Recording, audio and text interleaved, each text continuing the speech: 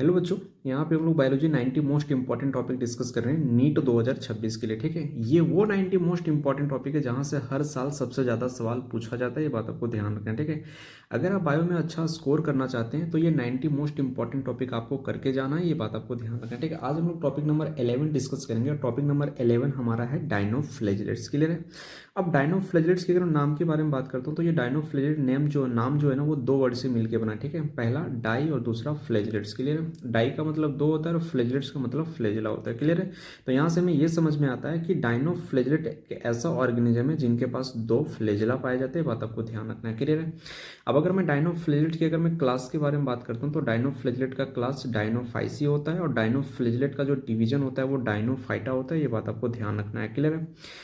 अब अगर मैं डायनोफ्लैजेलेट्स के बारे में बात करता हूँ तो डायनोफ्लैजेलेट अलग अलग कलर के होते हैं। ठीक है, जैसे रेड कलर का डायनोफ्लैजेलेट होता है। ठीक है, रेड कलर डायनोफ्लैजेलेट में आपको एक एग्जांपल याद रखना है, गोनियोलेक्स। उसी तरह से येलो कलर का होता है, ग्रीन कलर का होता है, ब्लू कलर का होता है, ब्राउन कलर का होता है। और ये जो कलर है ना, ये पिगमेंट की वजह से होता है। ये बात आपको ध्यान रखना है। क्लियर है। अब अगर मैं डायनोफ्लैजेलेट्स के बारे में बात करता हूँ तो डायनोफ्लैजेलेट्स के पास तीन पिगमेंट्स पाए जाते हैं जो आपको याद करना है। ठीक है, पहला क्लोरोफिल ए, दूसरा क्लोरोफिल सी और तीसरा है जेंथोफिल। क्लियर है। अब देखो डायनोफ्लैजेलेट्स के बारे में बात करता हूँ तो डायनोफ्लैजेलेट्स के पास क्लोरोफिल पिगमेंट पाया जाता है और जिस भी ऑर्गेनिज्म के पास क्लोरोफिल पिगमेंट पाया जाता है वो कैसे होते हैं भाई, फोटोसिंथेटिक नेचर के होते हैं, यानी कि वो अपना खाना खुद बना सकते हैं। ये बात आपको ध्यान रखना है। क्लियर है। अब अगर मैं मोस्ट ऑफ द डायनोफ्लैजेलेट्स के बारे में बात करता हूँ, अगर मैं ज़्यादातर डायनोफ्लैजेलेट्स के बारे में बात करता हूँ तो ज़्यादातर जो डायनोफ्लैजेलेट्स होते हैं ना वो मेरीन हैबिटाट में पाए जाते हैं, यानी कि बहुत कम डायनोफ्लैजेलेट जो होते हैं वो फ्रेश वाटर में आपको मिलेंगे। बट ज़्यादातर अगर मैं डायनोफ्लैजेलेट्स के बारे में बात करता हूँ तो वो आपको कहाँ पे मिलेंगे, मेरीन हैबिटाट में मिलेंगे। ये बात आपको ध्यान रखना है। क्लियर है। अब हम लोग डायनोफ्लैजेलेट्स की सेल वॉल के बारे में डिस्कस करेंगे।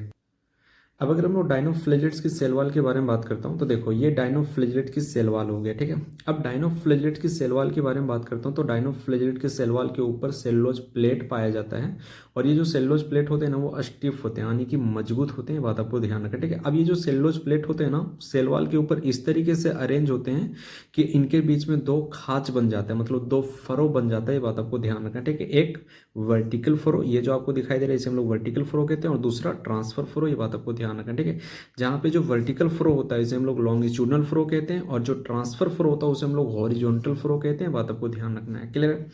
अब अगर मैं डायनोफ्लैजेलेट्स के बारे में बात करता हूँ तो डायनोफ्लैजेलेट्स के पास दो फ्लैजेला पाए जाते हैं और जो दोनों फ्लैजेला होती है ना वो अलग अलग फ्लो से निकलती है। ठीक है, एक जो फ्लैजेला है वो लॉन्गिट्यूडनल फ्लो से निकलता है और जो दूसरा फ्लैजेला होता है वो हॉरिजॉन्टल फ्लो से निकलता है। ये बात आपको ध्यान रखना है। क्लियर है।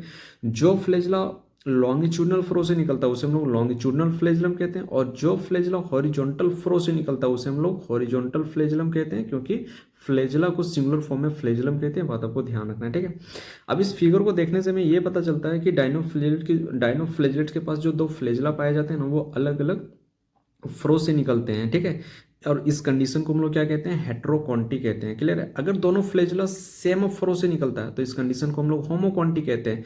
बट यहाँ पे दोनों फ्लैजेला जो वो अलग अलग फ्रो से निकल रही है इसलिए इस कंडीशन को हम लोग क्या कहते हैं, हेट्रोकॉन्टी कहते हैं। बात आपको ध्यान रखना है। ठीक है, ये आपको याद करना है, एक इंपॉर्टेंट पॉइंट है जो एनसीईआरटी में नहीं दिया गया। ये बात आपको ध्यान रखना है। क्लियर है। अब देखो, अब अगर मैं डायनोफ्लैजेलेट्स के बारे में बात करता हूँ तो डायनोफ्लैजेलेट्स कई सारे कलर के होते हैं। ठीक है, रेड कलर के होते हैं, ब्लू कलर का होता है, ग्रीन कलर का होता है, येलो कलर का होता है। बट हमें सारे डायनोफ्लैजेलेट्स के बारे में नहीं पढ़ना है, हमें एक डायनोफ्लैजेलेट्स के बारे में पढ़ना है, वो है रेड डायनोफ्लैजेलेट्स। क्लियर है। रेड डायनोफ्लैजेलेट्स में एग्जांपल आपको याद रखना है गोनियोलेक्स। ठीक है, गोनियोलेक्स जो होता है ना वो रेड डायनोफ्लैजेलेट है क्योंकि ये रेड कलर का दिखाई देता है। ये बात आपको ध्यान रखना है। ठीक है, अब ये गोनियोलेक्स की खास बात ये है कि ये क्या करता है, रैपिड मल्टीप्लिकेशन करता है, मतलब बहुत तेजी से डिवाइड करता है समुद्र में और ये पूरे समुद्र में फैल जाता है। ठीक है, और जब आप समुद्र को देखोगे तो आपको समुद्र कैसा दिखाई देगा, रेड कलर का दिखाई देगा। ठीक है, यानी कि सी अपीयर रेड, आपको समुद्र लाल कलर का दिखाई देगा क्योंकि पूरे समुद्र में गोनियोलेक्स फैल जाता है और गोनियोलेक्स रेड कलर का होता है, इस वजह से हमें समुद्र लाल दिखाई देता है। और इस घटना को हम लोग क्या कहते हैं, रेड टाइड कहते हैं। क्या कहते हैं, रेड टाइड कहते हैं। बात आपको ध्यान रखना है। क्लियर है। अब देखो गोनियोलेक्स के बारे में बात करता हूँ, किसके बारे में बात करता हूँ, गोनियोलेक्स की अगर मैं बात करता हूँ तो गोनियोलेक्स क्या करता है, रैपिड मल्टीप्लिकेशन करता है, और जब ये रैपिड मल्टीप्लिकेशन करता है ना, तो उस दौरान ये क्या करता है, एक टॉक्सिन सब्सटेंस को सीक्रेट करता है। क्या करता है, एक टॉक्सिन्स को सीक्रेट करता है, एक जहरीली पदार्थ को सीक्रेट करता है, जिसे हम लोग क्या कहते हैं, सेक्सी टॉक्सिन्स कहते हैं। और ये सेक्सी टॉक्सिन इतनी जहरीली होती है कि ये किल मैनी मेरीन ऑर्गेनिज्म, कई सारे मेरीन ऑर्गेनिज्म को मार देती है। ठीक है, जैसे एग्जांपल्स की फिश के बारे में बात करता हूँ, तो फिश की डेथ हो जाती है, क्योंकि फिश भी कई सारे फिश होते हैं जो मेरीन हैबिटाट में पाए जाते हैं, जिनकी डेथ हो जाती है सेक्सी टॉक्सिन जहरीली केमिकल्स की वजह से। ये बात आपको ध्यान रखना। ठीक है, इसके अलावा दो ऐसे डायनोफ्लेजलेट्स है जिनमें बायोलुमिनेसेंस की प्रॉपर्टी पाई जाती है, पहला नॉक्टिलुका और दूसरा सीरेटियम। ठीक है, तो नॉक्टिलुका एंड सीरेटियम ये दो ऐसे डायनोफ्लेजलेट्स है जिनमें बायोलुमिनेसेंस की प्रॉपर्टी पाई जाती है। बायोलुमिनेसेंस प्रॉपर्टी का मतलब होता है कि इनमें ये जो दो डायनोफ्लेजलेट्स होते हैं ना, ये क्या करते हैं, रात को जुगनू की तरह लाइट प्रोड्यूस करते हैं, ये चमक प्रोड्यूस करते हैं। बात आपको ध्यान रखना है। ठीक है, तो यहाँ पर आपका डायनोफ्लेजलेट का जो टॉपिक है वो कंप्लीट हो जाता है। अब आपका एक काम है कि इस टॉपिक को अच्छे से रिवाइज करना है और इस टॉपिक से रिलेटेड जितने भी क्वेश्चन है उसको प्रैक्टिस करना है। क्लियर है?